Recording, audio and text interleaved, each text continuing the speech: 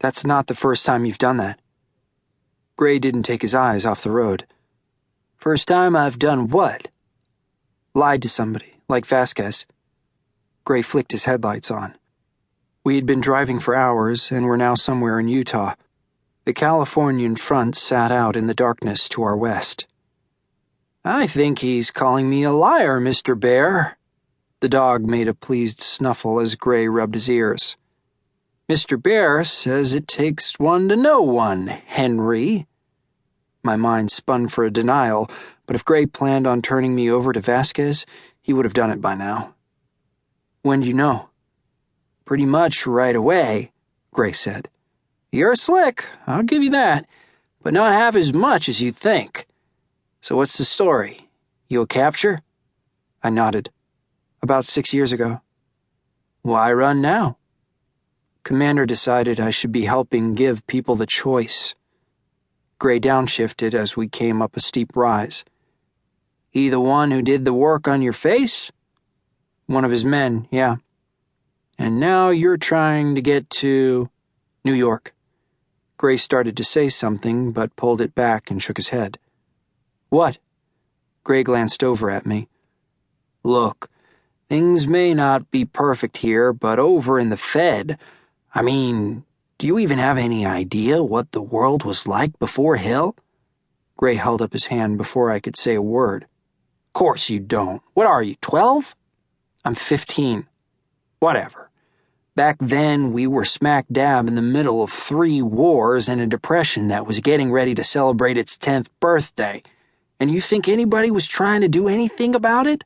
Heck no. Before Hill came along, politicians and their buddies were raking in billions while regular folks starved in the streets. And that's still the way it is in President Burke's Fed. I bet there are folks over there right now who are so rich they barely even know there's a war going on and wouldn't care if they did. The cab lit up red as brake lights flared in front of us. Oh man, not this again. Gray's air brakes squealed as he brought us to a shaking stop in the middle of the road. Bear stood up to peer out the window as we sat there, engine rumbling. This had happened throughout the day.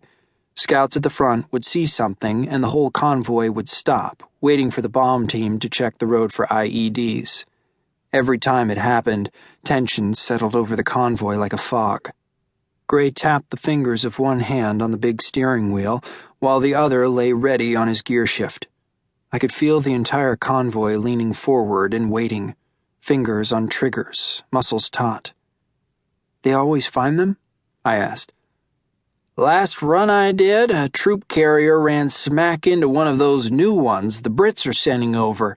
A bloodier mess you've never seen. 20 men torn to shreds. The British are helping the feds?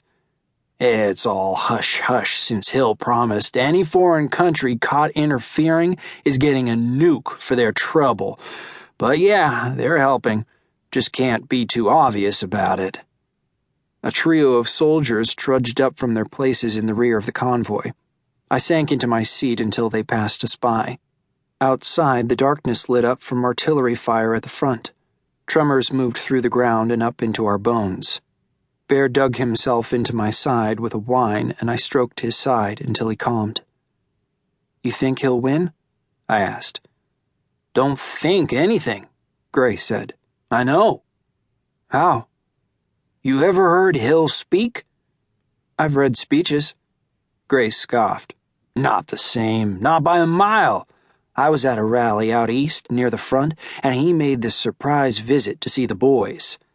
Gray was quiet for a moment, reaching over to scratch Bear's head while he puzzled something out.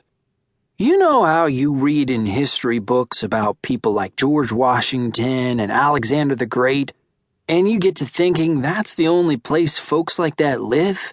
In books? Well, I saw Nathan Hill standing not 1 mile from the front, and I'm here to tell you he's one of them. He talked to those boys for hours, and when he was done, it was like... Gray's eyes shone as he remembered.